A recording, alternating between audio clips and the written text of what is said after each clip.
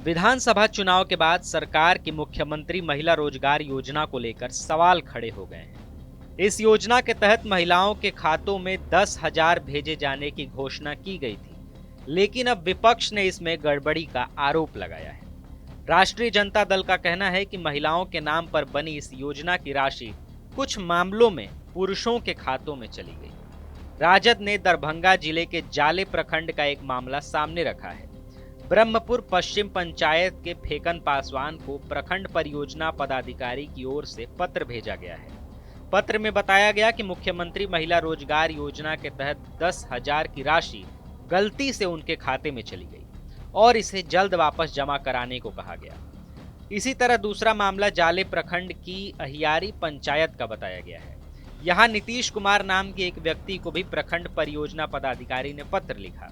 इसमें कहा गया कि योजना की 10,000 की राशि गलती से उनके खाते में भेज दी गई है, जिसे वो जल्द से जल्द वापस करा दें। इन मामलों के सामने आने के बाद राजनीतिक बयानबाजी तेज हो गई। राजद ने सोशल मीडिया प्लेटफॉर्म एक्स पर पोस्ट करते हुए बिहार में फिर से वोट चोरी का आरोप लगाया है। पार्टी के आधिकारिक पोस्ट में कहा गया है कि सत्ता पाने की जल्दी में इतनी बड़ी गड़बड़ी हो गई कि महिलाओं की जगह पुरुषों के खाते में पैसे भेज दिए गए। राजद और कांग्रेस के प्रवक्ताओं ने सरकार पर जमकर निशाना साधा। और जिस तरह से तेजस्वी जी के प्रति समर्थन और विश्वास दिख रहा था, उसके कारण एनडीए के लोग बेचैनी में थे। और बेचैनी का आलम ये रहा कि जो 10,000 रुपये महिलाओं के खाते में ट्रांसफ़र करना चाहिए, इन लोगों ने महिलाओं के साथ साथ कहीं ना कहीं पुरुषों के खाते में भी 10,000 रुपये ट्रांसफ़र कर दिए। और अब उन पुरुषों के खाते से पैसा वापसी के लिए उनको पत्राचार किए जा रहे हैं। लेकिन एक बात समझ लेना चाहिए, रिश्वतखोरी और चुनाव आयोग के माध्यम से जिस तरह से चुनाव जीतने का एनडीए के लोगों ने जो एक माहौल बनाने का काम किया था, और जिस तरह से जीविका दीदियों के नाम पर 10,000 रुपये खाते में ट्रांसफर किए गए थे। अब तक हम सब समझ रहे थे कि 10,000 रुपए जो बिहार सरकार के द्वारा दिए गए चुनाव के दौरान और चुनाव से 2 दिन पहले सिर्फ महिलाओं के लिए था, लेकिन अब सरकार का ही रिपोर्ट बता रहा है कि कुछ पैसे मर्दों को भी चले गए। और अब सरकारी ऑर्डर है कि जिन जिन मर्दों को वो पैसा गया है वो वापस करें। ये सरकार का मंशा, उनकी एफिशिएंसी, वो क्या चाहते हैं, इतना बड़ा योजना कैसे उसको लागू करेंगे, वो इसी से साबित होता है, क्योंकि उनका मंशा ही साफ नहीं था कि महिलाओं को सही में अपने काम के लिए, उद्यमी के लिए, अपना काम शुरू करने के लिए सरकार ने दिया। ये सिर्फ और सिर्फ वोट के खातिर था। वहीं जेडीयू की ओर से इस आरोप पर सफाई दी गई है।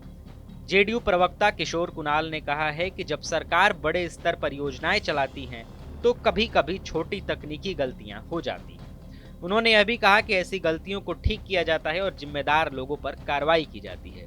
उनके मुताबिक राजद बिना वजह के इस मुद्दे को तूल दे रही है।